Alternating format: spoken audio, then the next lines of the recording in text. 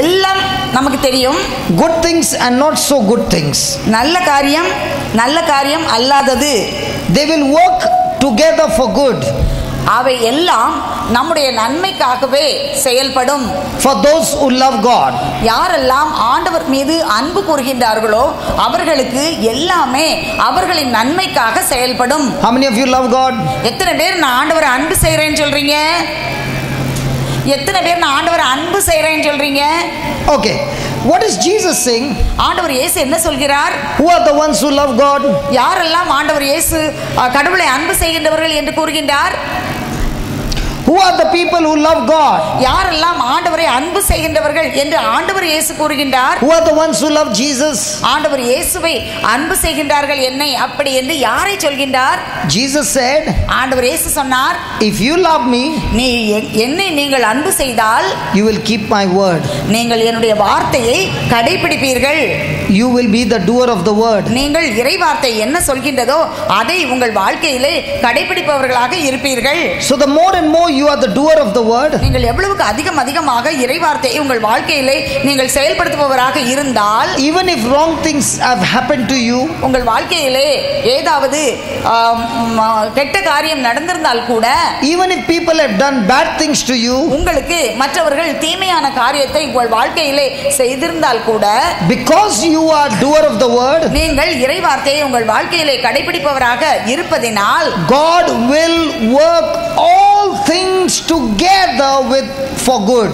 ஆண்டவர் எல்லா காரியங்களையும் உங்கள் நன்மைக்காக உங்கள் சாதகமாக அவர் உங்கள் வாழ்க்கையிலே அதை செயல்படும்படியாக செய்வார். Even the bad things he will turn for your good. தீமையான காரியத்தையும் அவர் நன்மையாக மாற்றுவார். And God's purpose and God's plan will be accomplished in your life. உங்களுடைய வாழ்க்கையிலே ஆண்டவருடைய நோக்கமும் அவருடைய திட்டமும் நிறைவேறும். Hallelujah. Hallelujah. Hallelujah. Hallelujah. Hallelujah. Hallelujah. Hallelujah. Hallelujah. How many of you want to know what is God's purpose in your life? எத்தனை பேருக்கு ஆண்டவர் என்னுடைய வாழ்க்கையிலே என்ன நோக்கத்தை வைத்திருக்கின்றார் அப்படி என்று எனக்கு தெரிய வேண்டும் என்று விரும்புகின்றீர்கள்? ஏன் வாழ்க்கையில How many of you want to know what is God's plan and purpose for your life? ஏன் வாழ்க்கையில ஆண்டவருடைய திட்டம் நோக்கம் அது எனக்கு தெரியணும் அப்படின்னு எத்தனை பேர் விரும்புறீங்க? உங்களை தான் எத்தனை பேர் விரும்புறீங்க? ஆண்டவருடைய திட்டமும் நோக்கமும் என் வாழ்க்கையில என்ன வச்சிருக்கிறாரு அப்படின்னு எனக்கு தெரியணும். I want to show you how to find God's plan for my life. நான் உங்களுக்கு ஆண்டவர் என்னுடைய வாழ்க்கையில எனக்கு என்ன திட்டம் வைத்திருக்கின்றார் என்பதை கண்டுபிடிப்பதற்கு கற்றுத் தருகிறேன். Are you ready? நீங்க ரெடியா இருக்கீங்களா? Are you ready? நீங்க ரெடியா? How many of you believe God's plans are better than your plans? எத்தனை பேர் நீங்க நம்புறீங்க என்னுடைய திட்டத்தை விட என் வாழ்க்கையிலே ஆண்டவருடைய திட்டம் உயர்ந்ததாக இருக்கும் என்று? Come on. எத்தனை பேர் நம்புறீங்க ஏன் திட்டத்தை காட்டிலும் ஆண்டவருடைய திட்டம் என் வாழ்க்கையிலே சிறந்ததாக இருக்கும் அப்படின்னு நான் நம்புறேன். Okay. Now let's see whether we are in God's plan or we are in our own plan. நம்ம இப்ப கண்டுபிடிப்போம் நம்ம ஆண்டவருடைய திட்டத்துல இருக்கமா நம்முடைய சொந்த திட்டத்துல இருக்கமா அப்படின்னு சொல்லி. 1 Peter 2:18. 1 பேதுரு 2:18. Servants, be subject to your masters with all fear, not only to the good and gentle but also to the harsh. 1 பேதுரு 1 Peter 2:18. 18வது வசனம், வீட்டு வேலையாளர்களே உங்கள் தலைவர்களுக்கு முழு மரியாதையோடு பணிந்திருங்கள், நல்லவர்களுக்கும் கனிந்த உள்ளமுடையோருக்கும் மட்டுமல்ல முரட்டு குணம் உள்ளவர்களுக்கும் பணிந்திருங்கள். Praise the Lord. Praise the Lord. It is very easy for us to do good to those who are good to us. நம்மட்ட நல்லா இருக்கவங்களுக்கு நம்ம நல்ல காரியம் செய்யறது ரொம்ப easy. But what to even the person who is very hurting you and doing all kinds of wrong things to you? ஆனா இறைவார்த்தை என்ன சொல்லுதுன்னு சொன்னா உங்களுக்கு தீமை செய்யறவங்களுக்கும் முரட்டு குணம் உள்ளவங்களுக்கும் உங்களை காயப்படுத்துறவங்களுக்கும் நீங்க நல்லதே செய்யுங்க அப்படின்னு சொல்லிட்டு இறைவார்த்தை சொல்கின்றது. Do we pass this test? நம்ம இந்த டெஸ்ட்ல இந்த சோதனையில நம்ம வெற்றி பெறுகிறோமா? We are good to those who are good to us. நமக்கு நல்லது செய்யறவங்களுக்கே நம்ம திரும்ப நல்லதை செய்கின்றோம். We are not so good to those who hurt us. யாரெல்லாம் நம்மளை காயப்படுத்துகின்றார்களோ அவர்களிடத்தில் அவ்வளவு நன்றாக நாம் இருப்பதில்லை. Is it right? அது கரெக்ட் தானே? Hello, is it right? சரிதானே அது? Come on, talk to me. பேசுங்க. அப்படிதானே நம்ம இருக்கிறோம். நல்லது செஞ்சா நல்லது செய்வோம். அவங்க பேசினா பேசுவேன், முகம் தூக்குனா நானும் தூக்குவேன். Praise God. Look at the next line. அடுத்த line. For this is thanksworthy if a man conscious for God endures grief suffering wrongly. ஒருவர் அநியாயமாக துயரும்போது கடவுளை மனத்தில் கொண்டு அதை பொறுமையோடு ஏற்றுக்கொள்வாரானால் அதுவே அவருக்கு உகந்ததாகும். For what glory is it when you be buffeted for your fault, you take it patiently, but if when you do well and you suffer for it and you take it patiently, this is acceptable with God. Read it very slowly. 19 ஒருவர் 20வது வசனம் பாருங்க. குற்றம் செய்ததற்காக நீங்கள் அடிக்கப்படும் போது பொறுமையோடு இருப்பதில் என்ன சிறப்பு?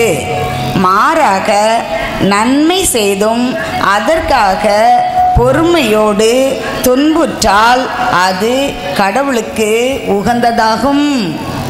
So when you have done anything wrong, நீங்க ஏதாவது தவறு செஞ்சு and you are punished for it, அதுக்காக நீங்க தண்டனை அனுபவிச்சா you will keep your mouth shut. அப்ப நீங்க வாயை பொத்திட்டு இருக்கணும். And you will say I have done wrong, I am sorry. நீங்க சொல்லணும் நான் தப்பு செஞ்சேன், அதனால தான் எனக்கு இப்படி நடந்தது அப்படி சொல்லணும். But now you have done everything right. ஆனா இப்போ எல்லாமே நல்லது தான் செஞ்சீங்க. And you are wrongly punished. ஆனா நீங்க தவறாக தண்டிக்கப்படுகிறீர்கள். You are wrongly punished. நீங்க தவறாக தண்டிக்கப்படுகிறீர்கள். Now how do you respond? இப்போ நீங்க எப்படி அதை நீங்கள் ஏற்றுக்கொள்ள வேண்டும்? Do you take that suffering patiently? அத்தகைய துன்புறுத்தலை அமைதியோடு பொறுமையோடு நாம் ஏற்றுக்கொள்கின்றோமா? Or do you fight back?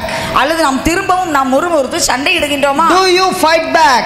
நாம் திரும்பவும் சண்டை போடுகின்றோமா? Do you fight back? திரும்பவும் நாம் சண்டை போடுகின்றோமா? Do you fight back? திரும்பவும் நாம் சண்டை போடுகின்றோமா? And if you are fighting back, நீங்க திரும்பவும் அதற்கு எதிர்மறையாக நீங்க சண்டை போட்டீங்கன்னு சொன்னா, and you are offended, நீங்க காயப்பட்டா, and you are angry, நீங்க கோபப்பட்டா, you are out of God's plan. நீங்க கடவுளுடைய திட்டத்துக்கு வெளியே போயிடுறீங்க. You are out of God's purpose. ஆண்டவருடைய நோக்கத்துக்கு வெளியே போயிடுறீங்க. So my friend, அதனால நண்பர்களே, every time we are uncomfortable, ஒவ்வொரு முறையும் நமக்கு வாழ்க்கையிலே ஒரு அசௌகரியமாக சுகமாக இல்லாத சூழ்நிலை இருக்கும்போது, are you supposed to run away from that uncomfortable place? இது எனக்கு ரொம்ப கஷ்டமா இருக்கு இந்த சூழ்நிலை, நான் ஓடி போயிடுவேன் இங்க இருந்து அப்படின்னு நீங்க நினைக்கிறீங்களா? Or are you supposed to take it patiently? ஆனா பொறுமையோட நான் இதை ஏத்துக்குவேன் அப்படின்னு நினைக்கிறீங்களா? எப்படி நினைக்கிறோம் நம்ம? So how many of us remain in the plan of God? எத்தனை பேர் ஆண்டவருடைய திட்டத்துக்குள்ளேயே நான் அடங்கி இருப்பேன் அப்படின்னு சொல்லி இருக்கிறோம்? When all things are comfortable, எல்லாம் நல்ல வாய்ப்பாகவும் வசதியாகவும் சுகமாகவும் இருக்கும்போது, I want to share my testimony. எனக்கு என்னுடைய வாழ்க்கையில என்னுடைய சாட்சியை உங்களிடத்தில் சொல்ல வேண்டும். I want to share my testimony. எனக்கு என்னுடைய சாட்சியை சொல்ல வேண்டும். I want to share my testimony. நீங்க என்னுடைய சாட்சியை கேட்க வேண்டும். But when things are not going well, காரியங்கள்லாம் நல்லவே நடக்கவே இல்லை, and it is very very painful, அப்ப ரொம்ப வலியும் வேதனையுமா இருக்கு.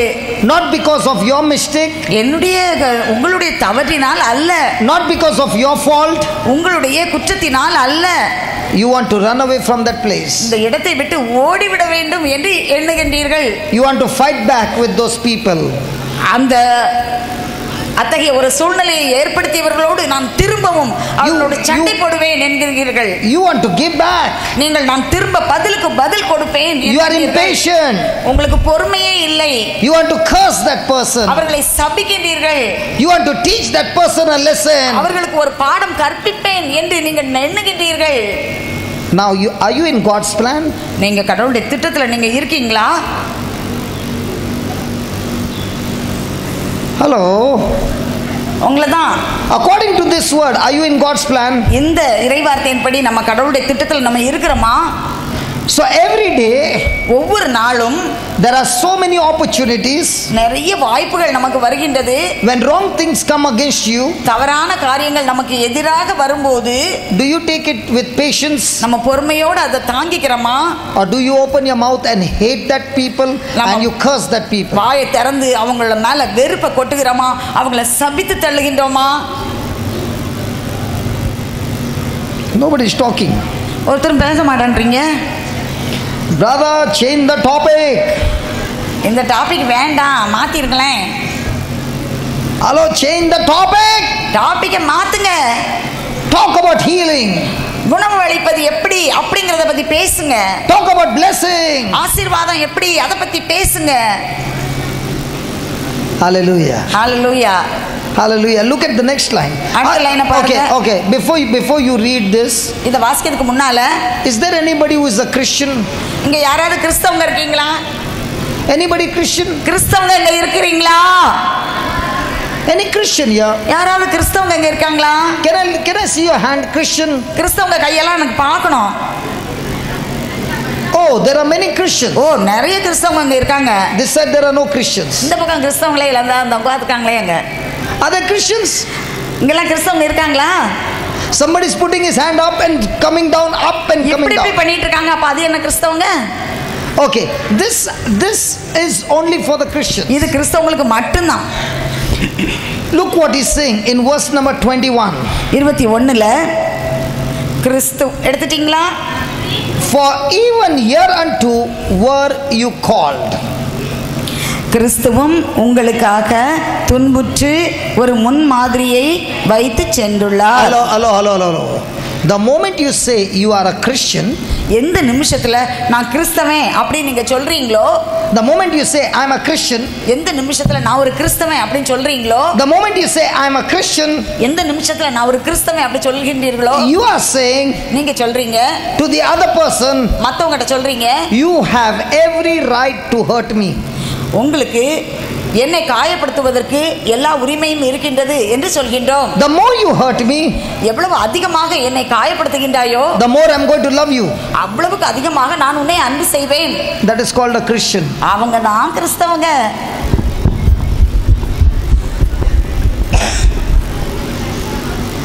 Christian is not to put a big cross on your chest. பெரிய ஒரு சிலுவையை தொங்க விடுறவங்க கிறிஸ்தவங்க இல்ல. Many of the ladies I have seen their chain with a heart and a big cross over there. நிறைய பெண்கள் போட்டுக்க செயின்ல பாத்தீங்க, ஒரு பெரிய ஹார்ட் இருக்கும், அதுக்கு மத்தியில ஒரு பெரிய சிலுவை இருக்கும். Or you put a rosary around your neck. அல்லது கழுத்துல ஜெபமாலை தூக்கி போட்டுக்குவீங்க.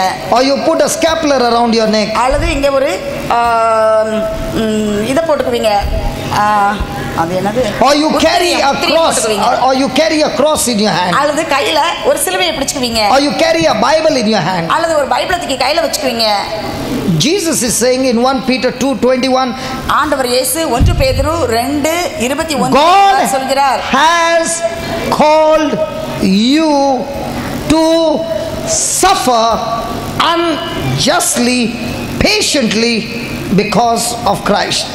இவ்வாறு இறைவார்த்தை சொல்கின்றது, கிறிஸ்துவும் உங்களுக்காக துன்புற்று ஒரு முன்மாதிரியை வைத்து சென்றுள்ளார். எனவே நீங்கள் அவருடைய அடிச்சுவடுகளை பின்பற்றுங்கள், இதற்காகவே அழைக்கப்பட்டுள்ளீர்கள். ஆண்டவர் இயேசு might be it's in my English Bible, not in Tamil Bible. English பைபிள்ல தான் அப்படி இருக்கு, தமிழ்ல இல்லைன்னு நினைக்கிறேன். Tamil Bible not there. Tamil பைபிள்ல இல்ல அப்படி. What is the name of this parish? கொன்னக்குழி விளை. கொன்னக்குழி விளை. கொன்னக்கு விளை. கொன்னக்குழி கொன்னக்குழி விளை. விளை. So கொன்னக்குழி விளை Bible it's not there. கொன்னக்குழி விளையில் உள்ள பைபிள்ல இது இல்ல. கொன்னக்குழி பைபிள் இல்ல. கொன்னக்குழி விளையில இந்த பைபிள்ல இல்ல. English Bible there. English Bible இருக்குது. So my friend, when you go through unjust suffering, what is your prayer? நீங்க ஒரு நீதியே இல்லாம அநீதியா நீங்க துன்புறுத்தப்படும்போது உங்க ஜெபம் எப்படி இருக்கு? Lord, get me out of this mess. Lord, get me out. Get me out. Get me out. இந்த சூழ்நிலையிலிருந்து என்னை வெளியே கொண்டு போகும், இந்த கஷ்டமான சூழ்நிலையிலிருந்து எனக்கு வெளியே போகணும், என்னை வெளியே கொண்டு போ அப்படின்னு சொல்லி நம்ம ஜெபிக்கோம். Or is it, Lord, give me the strength to face this battle with love? ஆண்டவரே, அல்லது இப்படி சொல்றோமா, ஆண்டவரே இந்த ஒரு போராட்டத்தை நான் அன்பு வழியாக சந்திப்பதற்கு எனக்கு அருள் தாரும் அப்படி நம்ம ஜெபிக்கிறோம். Lord, you suffered so much for me on the cross. ஆண்டவர் இயேசு எனக்காக சிலுவையிலே எவ்வளவு பாடுகளை அவர் அனுபவித்திருக்கின்றார். Teach me also to suffer for you. ஆண்டவரே, உமக்காக நான் எவ்வாறு துன்பங்களை ஏற்றுக்கொள்ள வேண்டும் என்று எனக்கு கற்றுத்தாரும். And love that person who is coming against me. என்னுடைய வாழ்க்கையிலே எனக்கு எதிராக வருகின்றவர்களை நான் எப்படி அன்பு செய்ய வேண்டும் என்று எனக்கு கற்றுத்தாரும். So that with my love this person life will change. அதனால் என்னுடைய அன்பினால் அவர்களுடைய வாழ்க்கையிலே மாற்றம் ஏற்படும். Do we pray like this? நம்ம அப்படி ஜெபிக்கமா? Nobody is talking. ஒருத்தர் பேச மாட்டேன்றீங்க. அப்படி ஜெபிக்கமா நம்ம? What is our prayer? நம்ம ஜெபம் எப்படி இருக்கு? Get me out. என்னை இந்த சூழ்நிலையிலிருந்து வெளியே கொண்டு போயிரும்.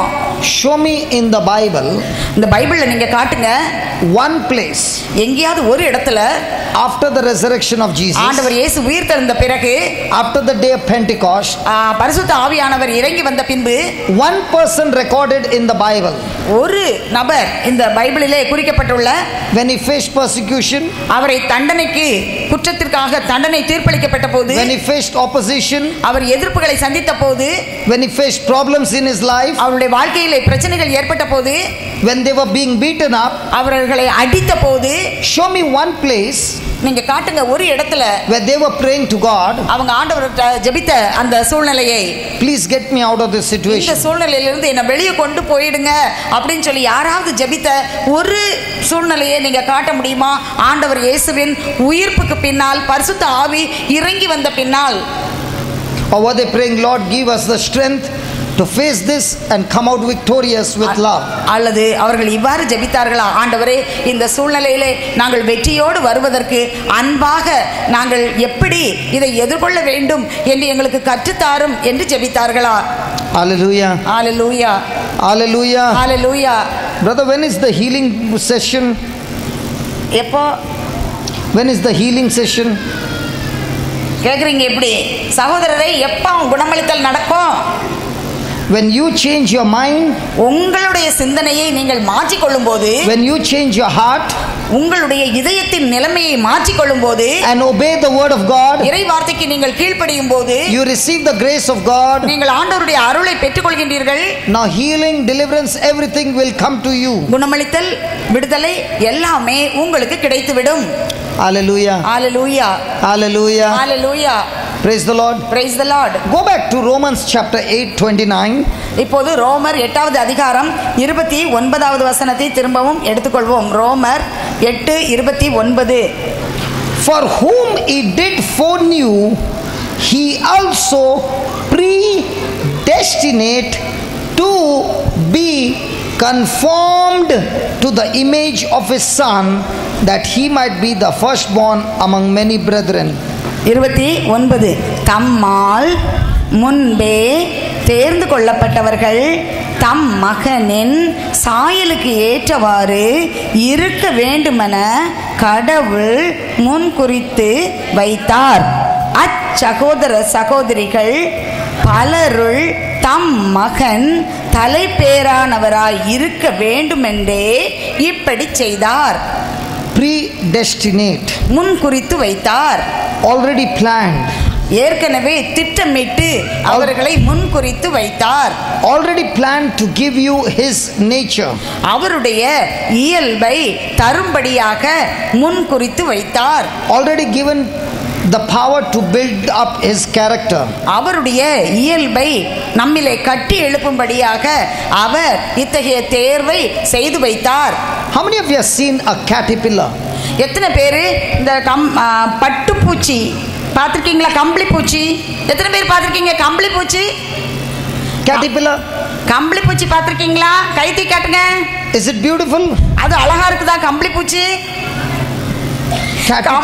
Caterpillar is beautiful. கம்பளி பூச்சி அழகா இருக்குதா? or butterfly is beautiful? வண்ணத்து பூச்சியாக மாறுவதற்கு முன்னால Vanathapuchi is beautiful or caterpillar is beautiful? வண்ணத்து பூச்சி அழகா இருக்குதா அல்லது அந்த அதுக்கு முந்தின ஸ்டேஜில் இருக்கக்கூடிய கம்பளி பூச்சி கம்பளி புழு அது அழகா இருக்கா? எது அழகா இருக்குது? Vanathapuchi or Kamalathapuchi? வண்ணத்து பூச்சி அழகா இருக்கா அல்லது கம்பளி புழு அழகா இருக்குதா? எது? Butterfly. So here also God is saying to you, listen. கவனிங்க எல்லாரும். God is saying, ஆண்டவர் சொல்கிறார், every day of our life, நம்முடைய வாழ்க்கையிலே ஒவ்வொரு நாளும் He is making plans after plans to conform us to the image of His Son. அவருடைய மகனின் சாயலுக்கு ஏற்றவாறு நாம் மாறும்படியாக அனுதினமும் அவர் நமக்கு பல திட்டங்களை வகுத்திருக்கின்றார். He wants us to become with the character of Jesus. அவர் தன்னுடைய மகனின் சாயலுக்கும் நடத்தைக்கும் ஏற்றவாறு நாம் மாற வேண்டும் என்று திட்டங்களை வகுத்திருக்கின்றார். It is so easy to preach in Tamil Nadu. தமிழ்நாட்டில் இப்படி போதிக்கிறது ரொம்ப easy. Because everybody knows what is a idli. எல்லாத்துக்கும் இட்லின்னா என்னன்னு தெரியும். இட்லி தெரியுமா எல்லாத்துக்கும்? யாருக்கெல்லாம் இட்லி தெரியும்? Okay. Now, if you take the white batter and put it in a round vessel and steam it, the idli will be ready. நீங்கள் இட்லி மாவை எடுத்து நல்லா வட்டமாக இருக்கக்கூடிய இட்லி தட்டில் ஊற்றி அதை நீங்கள் வேக வச்சிங்கன்னு சொன்னால் இட்லி ரெடி ஆயிரும். Correct? அப்படி தானே? Now, what will be the shape of the idli? Round? அந்த இட்லியோட வடிவம் எப்படி இருக்கும்? Why not square? அது ஏன் சதுரமாக இருக்காது? ஏன் சதுர இட்லியாக இருக்காது? Why not square? ஏன் ஸ்கொயர் சதுரம் அப்படி இருக்காது? ஏன்? Because it takes the shape of the vessel. ஏன் சொன்னா இட்லி தட்டு எந்த ஒரு வடிவத்தில் இருக்கோ அந்த வடிவத்தில் தான் இட்லி இருக்கும். In the same way, அதே மாதிரி தான் when all of us நம்ம எல்லாரும் every day ஒவ்வொரு நாளும் think, யோசிக்கும் போது, speak, பேசும்போது and act according to the word of இந்த God, வார்த்தையின்படி நாம் நடக்கும்போது we will all become like Jesus. நாம் ஆண்டவர் இயேசுவை போல் மாறிவிடுவோம்.